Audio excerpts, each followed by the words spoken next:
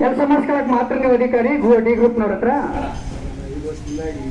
ನನಗೂ ಗೊತ್ತು ನೀವು 5 ವರ್ಷದಿಂದ ಯಾಕೋ, ನಾನು 30-40 ವರ್ಷ ಆಯ್ತು, ನಾನು ಇಲ್ಲೇ ಇದ್ದೀನಿ ಗುಡ್ಲುಪೇಟೆಯಲ್ಲಿ. ನೀವು 5 ವರ್ಷ, ನಾನು ಈ ಸಾರ್ವಜನಿಕರ ಜೊತೆ ನಮ್ಮ ಹುಟ್ಟು ಒಡನಾಟ ಇರ್ತದ. ಅರ್ಥ ಆಯ್ತಲ್ವಾ?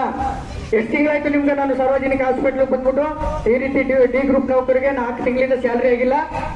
ನೀವು ಇದನ್ನ ಸೂಕ್ತ ಕ್ರಮ ತಗೊಂಡು ಈಗ ಇನ್ನೊಂದು 15 ದಿನದೊಳಗೆ ಅವ್ರಿಗೆ ಸ್ಯಾಲ್ರಿ ಮಾಡಿಸ್ಕೊಡಿ. ಕುಟುಂಬ ನಿರ್ವಹಣೆ ಮಾಡಕ್ಕೆ ಬಹಳ ತೊಂದರೆ ಆಗಲ್ಲ. ಈಗ ಮತ್ತೆ ಸ್ಕೂಲ್ಗಳು ಪ್ರಾರಂಭ ಆಯ್ತದ ಜುಲೈಯಿಂದ, ಅವ್ರ ಮಕ್ಕಳಿಗೆ ಫೀಸ್ ಕಟ್ಟಬೇಕು. ಹೇಳಿಲ್ವ ನಿಮ್ಗೆ ನಾವು ಕೂತ್ಕೊಂಡು ನಿಮ್ಮ ಆಫೀಸಲ್ಲಿ? ಯಾಕೆ ಡಿಲೇ ಮಾಡಿದ್ದೀರಾ ನೀವು?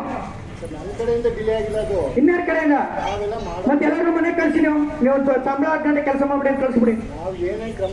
ನೀವು ಕ್ರಮ ತಗೊಂಡ್ಮೇಲೆ ಸಾರ್ವಜನಿಕ ಹಾಸ್ಪಿಟಲ್ ಜವಾಬ್ದಾರಿ ಅಲ್ರಿ. ಏನು ಏಜೆನ್ಸಿ ಇರಿ ಸರ್, ಏಜೆನ್ಸಿ ಏನು ಒಪ್ಪಂದ ಮಾಡ್ಕೊತಾರೆ ನಿಮ್ಮ ಹತ್ರ? ಮೊದಲು 3 ತಿಂಗಳು ಯಾರು ಹೇಳ್ದಾರೋ?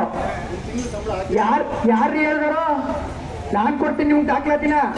ಡಿ ಗ್ರೂಪ್ ನೌಕರನ್ಗ ಏಜೆನ್ಸಿ ಅವನು 3 ತಿಂಗಳು ಒಪ್ಪಂದ ಮಾಡ್ಕೊಂಡಿರ್ತಾನೆ, ಮುಂಚಿತವಾಗಿ ಸಂಬಳ ಹಾಕ್ತೀನಿ ಅಂತ.